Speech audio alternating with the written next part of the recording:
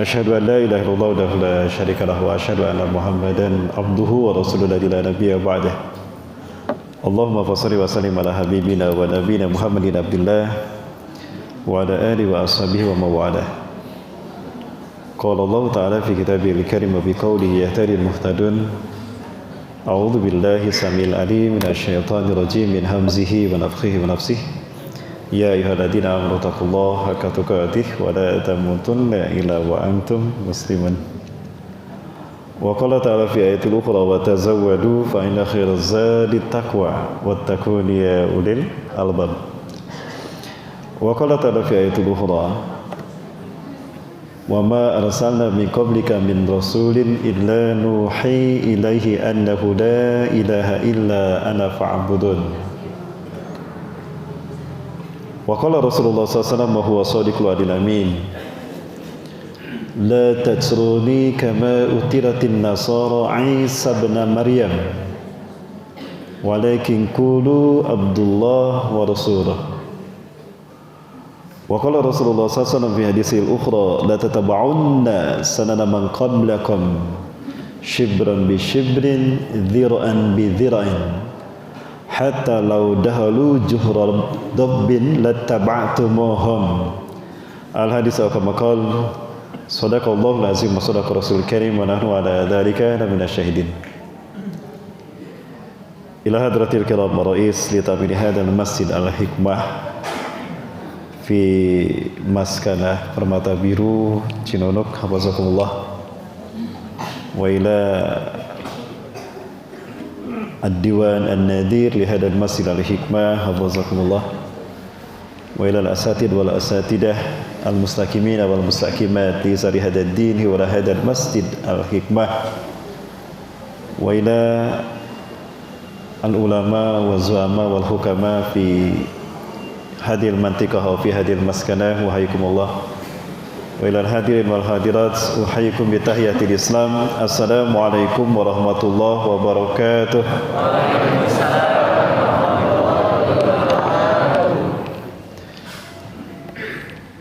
Tiada kata yang pantas kita ucapkan mengawali majelis pada kesempatan pagi hari ini melainkan syukur kita kepada Allah. Puja-puji kita kepada Allah Azza wa Jalla. Dialah Allah Azza wa Jalla yang telah menciptakan kita dari tidak ada menjadi ada. Dialah Allah Subhanahu wa taala yang telah menciptakan kita setelah diadakan dari tidak ada, dibentuk dalam bentuk yang sempurna. Allah Azza wa Jalla telah menempatkan kita manusia sebagai makhluk yang terbaik fi ahsani taqwim. Maka demi menjaga muruah kita sebagai makhluk yang terbaik, maka Allah ciptakan satu sistem hidup yang terbaik, cuma satu, yaitu Islam. Maka fitrahnya manusia hidup di dunia ini adalah di dalam Islam. Seperti fitrahnya ikan hidup di dalam air.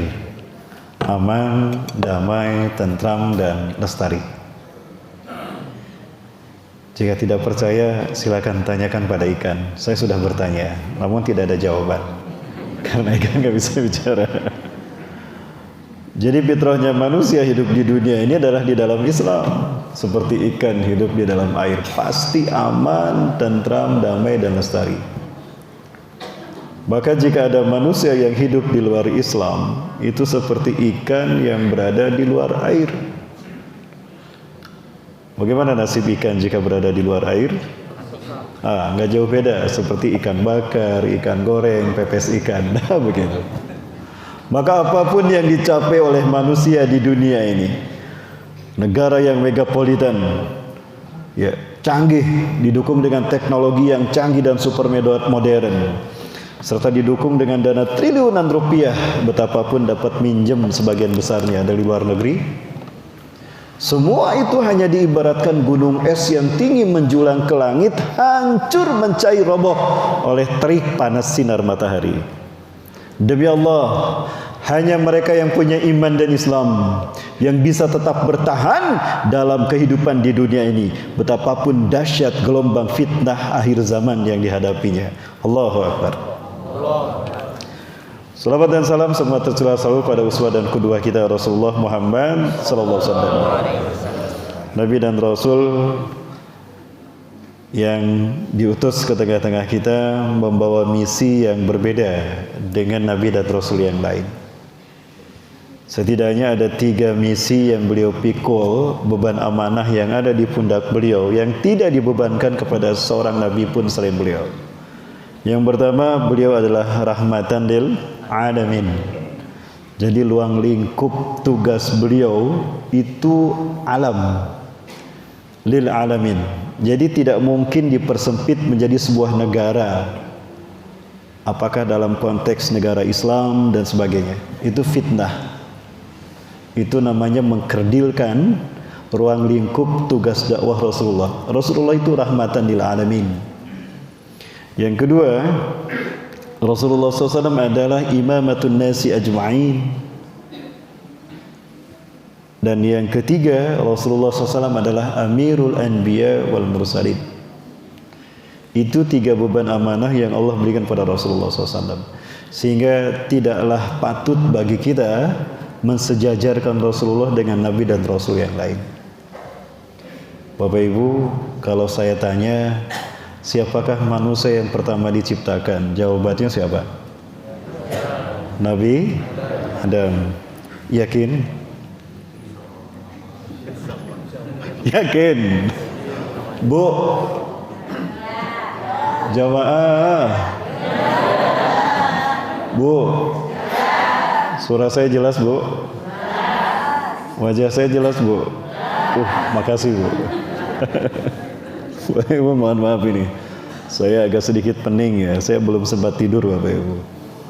Sudah 20 hari kurang lebih saya meninggalkan kota Bandung. Dari Jakarta saya terbang ke Sumatera Selatan, Palembang, keliling ke Oki, Ogan Komering Ilir, ke Muara Enim, Bukit Asam, 9 hari 10 hari di Sumatera Selatan, lalu ke Jakarta lagi. Dari Jakarta berpisah dengan istri dan anak saya pulang ke Bandung. Saya ke Sumatera Utara, saya ke Deli Serdang, Pemantang Siantar, kemudian ke Padang Sidimpuan, ada banjir juga, kemudian ke beberapa daerah kabupaten di provinsi Sumatera Utara. Baru tadi malam saya nyampe rumah jam 1, Bapak Ibu. Saya nggak bisa tidur, nggak kenapa ini. Ya, mungkin karena ada jadwal jadi deg-degan ini. Aduh, takut kelewat saya tidur. Akhirnya minum kopi dan ternyata tetap saja fitrahnya manusia harus tidur, Bapak Ibu. Jadi mohon maaf kalau saya agak sedikit baluang, Bapak Ibu ya. Tapi bisa diikuti Bapak Ibu ya. Nah, kalau baluang punten diingatkan. Bapak Ibu yang rahmati Allah Subhanahu wa taala. Bu, siapa manusia yang pertama diciptakan, Bu? Nabi Adam. Yakin, Bu? Baik, kita bahas ya. Kita bahas. Allah menciptakan Nabi Adam itu dari tanah. Allah perintahkan malaikat Jibril, Mikail dan Israel mengambil tanah. Awalnya malaikat Jibril, namun ceritanya Israel ya. Malaikat Jibril, ya Jibril ihbit ilal ardi khud min tiniha. Ya, li asna biha jasadi Adam. Hai Jibril, turun kamu ke bumi, ambil tanahnya untuk aku jadikan sebagai bahan penciptaan Adam. Malaikat Jibril turun ke bumi, mengambil cangkul, mengambil karung. Ketika akan mencangkul bumi, bumi menjerit. Aku tidak mau kau ambil bagian tubuhku untuk menjadi bagian dari makhluk yang akan berbuat kerusakan di punggungku. Jibril tidak kuasa mendengar jeritan bumi. Jibril kembali dengan tangan kosong. Lalu Mikail turun atas perintah Allah, sama. Terakhir Israel, malaikat pencabut nyawa, sukses. Gak peduli dengan jeritan bumi. Kemudian dihadapkan kepada Allah, fasawwarahullahu biaidih. Lalu Allah membentuk jasad Adam dengan kekuasaannya. Tangan di sini nggak boleh dibayangkan seperti tangan kita. Haram. Kita menjisimkan Allah. Artinya dengan kekuasaan Allah. Lalu Allah membentuk Nabi Adam AS. Ketika masih dalam keadaan patung, iblis yang bernama Azazil masuk dari hidung, keluar dari telinga. masuk dari mulut, keluar dari dubur, lalu melak cangkeng di hadapan Adam. Kayak gini makhluk yang akan menjadi khalifah di muka bumi? Tidak. Akan aku buktikan, aku lebih baik daripada kamu Adam. Nah, Allah merasakan kesombongan Azazil. Lalu Allah perintahkan pada malaikat, ya malaikatku, jika aku telah menyempurnakan penciptaan Adam, sujud kamu kepada Adam ketika aku perintahkan nanti. Dan terbukti ketika Nabi Adam mohon, kemudian Allah meniupkan ruhnya, fayanfuhullahu min ruhihi ila jasadi Adam. Lalu Allah meniupkan sebagian ruhnya kepada jasad patung Nabi Adam. Bi kalimatihi kun fayakun, dengan kalimat kun fayakun, fatagayyaru Adamu ila suratil insan. Maka berubahlah Adam menjadi bentuk manusia. Ini manusia pertama yang lahir ke bumi secara fisik. Sekali lagi, manusia pertama yang lahir ke bumi secara fisik, yang diciptakan Allah secara fisik. Maka berdedaklah jantung, terjadilah peredaran darah, mulailah ada titik awal metabolisme tubuh, darah mengalir melalui kardiovaskuler, urat nadi, terus sehingga saraf-saraf tubuh Nabi Adam terkena darah, maka terjadilah metabolisme sampai masuk ke paru-paru darah, paru-paru pun berespirasi.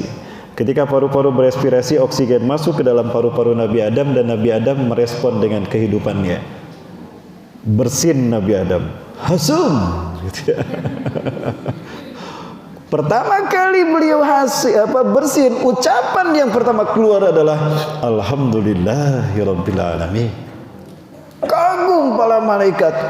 Allahu akbar. Pertama hidup, kalimat yang keluar pujian kepada Allah, Alhamdulillahirabbil alamin. Hancur keraguan malaikat kepada Nabi Adam ketika Allah mengatakan akan menciptakan manusia. Mereka mengatakan, qalu ataj'alu fiha ma yufsidu fiha wa yasfuku dima wa nahnu nusabbihu bihamdika wa nuqaddisu lak. Hancur keraguan itu ketika menyaksikan Nabi Adam pertama kali hidup, ucapan yang keluar Alhamdulillahirabbil alamin. Maka para malaikat mengucapkan, yarhamukallah ya Adam. Nabi Adam menjawab, yahdikumullah wa yuslihu ba'dakum. Lalu Nabi Adam mengangkat kepalanya ke atas. Maka tampaklah di dalam pandangan Nabi Adam indah dan megahnya arsy Allah yang ditopang oleh pilar-pilar yang sangat kuat. Di antara pilar-pilar itu tertulis dua kalimat, la ilaha illallah Muhammadur Rasulullah. Sekali lagi, ketika Nabi Adam mengangkat kepalanya melihat indahnya arsy Allah ditopang oleh beberapa pilar yang indah, di antara pilar-pilar itu tertulis kalimat la ilaha illallah Muhammadur Rasulullah. Nabi Adam membaca dua kalimat tadi dan berkata, ya Rabb, qara'tu isman alladhi tujannibu ismik bi inda ismika ya Rabb, rubbama huwa min khiyari ibadik. Ya Allah, aku melihat ada satu nama yang kau cantumkan di samping namamu. Nama seseorang makhlukmu yang kau sandingkan di samping namamu. Sepertinya dia adalah hambamu yang terbaik. Ajal, betul Adam, dia adalah makhlukku yang terbaik. Ya, dia adalah makhluk yang paling aku cintai. Laula uhibbu ma khalaqtuka ya Adam. Andaikan aku tidak mencintai Muhammad, aku tidak akan menciptakan kau Adam. Sallu ala Nabi. Allahumma shalli wa sallim ala nabiyina Muhammad. Jadi sebelum Nabi Adam ada, Rasulullah sudah hadir, Bapak. Jamaah, siapa manusia yang pertama diciptakan? Nabi Adam. Yakin? Riwayat yang kedua masih di dalam kitab yang sama, Qisasul Anbiya wal Mursalin, karya Al-Hafiz Imam Ibnu Katsir rahimahullah, Maktabah Al-Qahirah yang saya punya. Ya, kisah Nabi Adam, Badaul Khalqi kalau tidak salah. Setelah Nabi Adam memetik dan memakan buah pohon kayu, iblis menamakannya Huldi. Nabi Adam hendak bertobat kepada Allah dan berkata, ya Rabb, qad syahidta li annani qad akhtatu lak. Ya Allah, engkau menyaksikan aku melanggar laranganmu. Kau larang aku memetik dan memakan buah pohon kayu itu. Aku makan dan aku petik. Aku lupa engkau melarangnya. Aku terlupakan karena cintaku dan sayangku kepada Hawa, ya Allah. Tapi kenapa cuma itu yang kau larang aku memetik dan memakannya? Aku tidak keracunan, Hawa pun tidak apa-apa. Jangan angan ada sesuatu di balik semua larangan ini. Ajal ya Adam. Apakah murni itu perbuatanku sebagai makhluk yang salah dan lupa? Atau jangan-jangan engkau memang telah menetapkan aku harus memetiknya? Ini cerdasnya Nabi Adam. Apa kata Allah Azza wa Jalla? Ya, bal inni qad katabtuhu laka qabla khalaqtuka. Bahkan aku telah menetapkan Adam, kamu harus memetik buah pohon kayu itu sebelum aku menciptakan engkau. Ya, maksudnya supaya ada alasan yang masuk di akal. Kan piraku Nabi Adam jeung Siti Hawa di surga nuang cau duaan, aya cau Ambon, aya cau Kemeli gitu. Eta cakang cau dipiceun ke tengah jalan. Hilap Nabi Adam. Nalika mapah jeung lulumpatan Nabi Adam jeung ke Siti Hawa, katijek ta cangkang cau teh disoledat duanana gejling teh ka permata biru. Kan tidak mungkin, harus ada alasan yang masuk di akal. Jadi memang sengaja Allah membuat skenario begitu agar ada alasan dari Allah untuk menurunkan Nabi Adam dari surga ke dunia. Maka apa kata Nabi Adam? Fabima katabta alayya, maka karena engkau telah menetapkan aku harus memetik buah pohon kayu tadi. Wa bikirami Muhammadin sallallahu alaihi wasallam, dan demi kemuliaan Muhammad sallallahu alaihi wasallam, fatub alayya taubati, maka terimalah taubatku. Nabi Adam ketika bertobat menyebut nama Nabi Muhammad SAW. Allah bertanya kepada Nabi Adam, min aina arafta Muhammadan lama uzakkirtuhu lak? Dari mana kamu tahu Muhammad? Aku baru menceritakannya. Afala khalaqta nurah qabla an takhluqas samawati wal ard? Bukankah engkau telah menciptakan nur Muhammad sebelum kau ciptakan langit dan bumi? Sebelum langit dan bumi ada, Allah sudah menetapkan akan menciptakan Rasulullah SAW. Jamaah. Jadi siapa yang pertama kali diciptakan? Nabi Adam apa Nabi Muhammad? Nabi Muhammad, Bapak Ibu. Di dalam Sahih Muslim Syarah An-Nawawi, Kitabul Fadail, bab fadlun Nabi Muhammad SAW min sairil khalaik, Rasulullah bersabda, kalau tidak salah hadis dari Abu Hurairah, ana sayyidu waladi Adam yaumal qiyamah. Aku adalah pemimpin umat manusia, anak cucu Adam nanti di hari kiamat, bukan Nabi Adam. Nah, dari hadis inilah ada ulama membolehkan kita menyebut Sayyidina Muhammad. Rasulullah sendiri yang mengatakan demikian. Ana sayyidu waladi Adam. Boleh kita mengucapkan Sayyidina Muhammad SAW, tapi di luar sholat, karena di sholat Rasulullah tidak pakai Sayyidina, betul? Jamaah, lanjut. Bu, sampai jam berapa Pak? Sampai selesai ya? Selesai zuhur nggak apa-apa? Paling jam 7 juga pasti ada yang muntaber. Tahu muntaber ya? Mundur tanpa berita. Juk kosong we kamarana gitu. Kalau memang Rasulullah makhluk yang pertama Allah ciptakan, manusia pertama Allah hadirkan di alam semesta, kenapa diturunkan di akhir zaman? Bapak Ibu yang dirahmati Allah, ada satu pepatah tentang hidup kita mengatakan, innamal hayah asiratun bainal haqqi wal batil. Sesungguhnya hidup kita ini adalah pertarungan antara hak dan batil. Betul? Dimulai Nabi Adam menghadapi iblis sampai keturunannya, dan kita ada pada episode akhir. Berbicara pertandingan, yang ditunggu-tunggu babak penyisihan, babak semifinal apa babak final? Kenapa babak final yang ditunggu? Babak yang menentukan siapa yang menang, siapa yang kalah. Kalau babak final, babak penentuan siapa yang menang dan siapa yang kalah, pemainnya pemain cadangan apa pemain yang terbaik?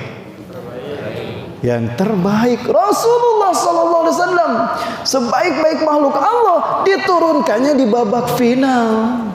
Betul. Maka dilahirkannya di akhir zaman.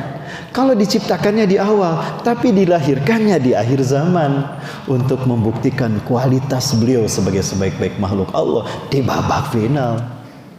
Gitu ya Bapak Ibu ya. Jamaah. Sepakat? Jadi siapa yang pertama diciptakan? Nabi Muhammad SAW. Maka betapa mulianya, betapa beruntungnya mereka yang menjadi umat Nabi Muhammad SAW. Karena mereka hidup di babak final. Apalagi hari ini Bapak Ibu, Rasulullah SAW sudah tidak ada di tengah-tengah kita. Apakah pertarungan hak dan batil selesai?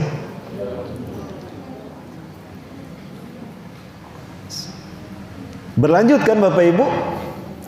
Al-asiratu bainal haqqi wal batil la tantahi bi wafatin Nabi Muhammad SAW. Pertarungan antara hak dan batil tidak berhenti dengan wafatnya Rasulullah SAW. Artinya kita sekarang ada pada babak yang menentukan. Dan di pundak kita bukan hanya reputasi para nabi dan rasul yang dipertaruhkan. Bukan hanya nama baik Rasulullah sebagai sebaik-baik makhluk Allah yang dipertaruhkan, tapi yang dipertaruhkan oleh kita adalah nama baik Allah sebagai satu-satunya Tuhan. Kenapa? Karena yang kita hadapi adalah sang kampiun kesesatan, iblis dan dajjal. Langsung berhadapan kita dengan mereka. Betul? Inilah dia fenomena akhir zaman.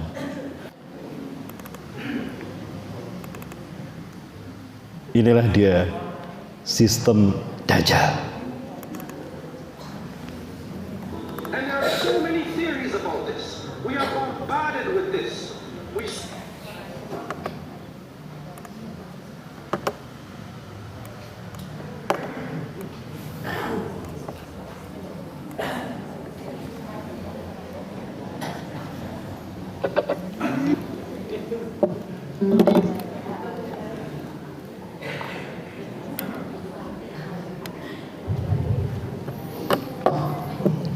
Yang saya hormati dan saya muliakan karena Allah, Bapak Ketua Dewan Kemakmuran Masjid Al-Hikmah, Ustaz Herman, jazakumullah. Dan juga yang saya hormati dan saya muliakan karena Allah, jajaran DKM Masjid Al-Hikmah yang dirahmati Allah, para ulama, uzama, hadirin kaum muslim muslimat rahimakumullah, wabil khusus kepada para muspika RT RW yang dirahmati Allah. Hadirin Bapak Ibu dan Matius Subhanahu wa taala, berikut ini kita lihat inilah sistem dajjal yang sedang kita hadapi.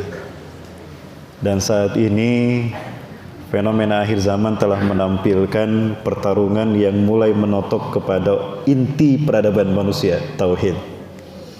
Ya, Bapak Ibu sekalian, pandemi COVID-19 merupakan sistem dajjal yang efektif untuk menghancurkan tauhid manusia, baik secara individu ataupun secara komunal.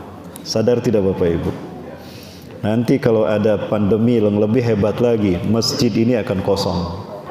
Maka kita tidak bisa sholat berjamaah. Ingat, kenapa sholat menjadi rukun Islam yang kedua setelah syahadat? Karena sholat merupakan parameter benar tidak syahadat seseorang secara individual. Maka jika ingin mengetahui kualitas syahadat seorang muslim, lihat sholatnya. Rasulullah SAW mengatakan, man taraka sholata muta'ammidan faqad kafara jiharan.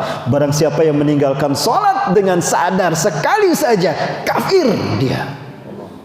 Maka ketika dia meninggalkan sholat, hancur syahadatnya. Itulah kenapa sholat menjadi rukun Islam yang kedua setelah syahadat. Bukan zakat, bukan saum.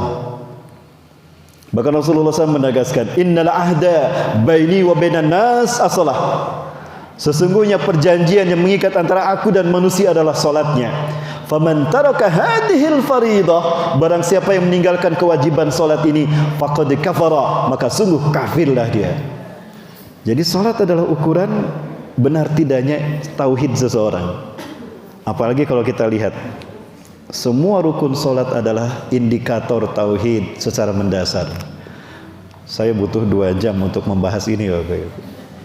Nanti kalau ketemu lagi di jam tayang berikut ini ya, bersama saya di Masjid Al-Hikmah. Dan haji kenapa menjadi rukun Islam yang kelima? Karena ibadah haji merupakan konfigurasi dasar tauhid umat umat manusia secara global sebagai ummatan wahidah. Wa inna hadhihi ummatukum ummatan wahidah. Bagaimana tidak?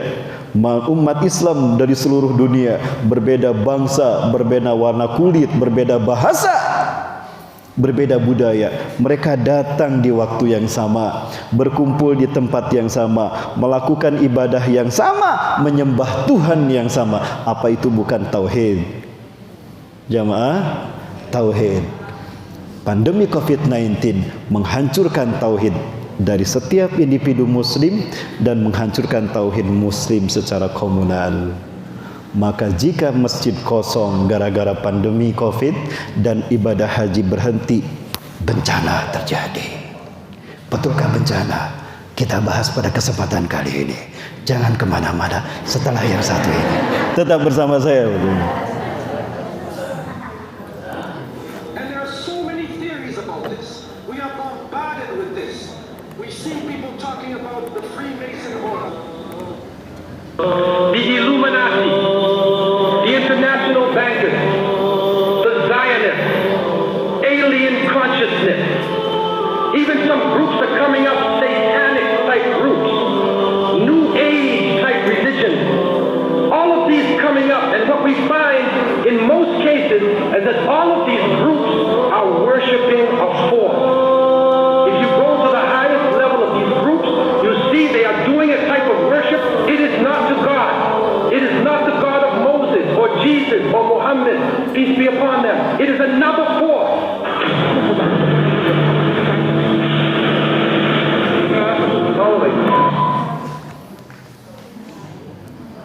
Ketika WTS terjadi, saya sudah curiga, Bapak Ibu. Kok dilakukan di pagi hari? Kenapa harus tanggal 11 September? Dan kenapa orang barat menuliskan tanggal itu harus bulan dulu baru tanggal 911? Dan kenapa harus WTC, Bapak Ibu? Dan kenapa harus di tahun 2001? Saya telepon teman-teman. Ada kejadian ini, antum buka, nyalakan TV semuanya, kemudian kumpulkan data, kita teliti, kita diskusi. Maka saya menemukan, Bapak Ibu, ini adalah ritual human sacrifices Zionis Yahudi, Bapak. Ini sudah saya kemukakan, Bapak Ibu, Allah. Maka sebulan setelah WTC terjadi, saya sebarkan bahwa ini rekayasa dan terbukti betul, Bapak Ibu.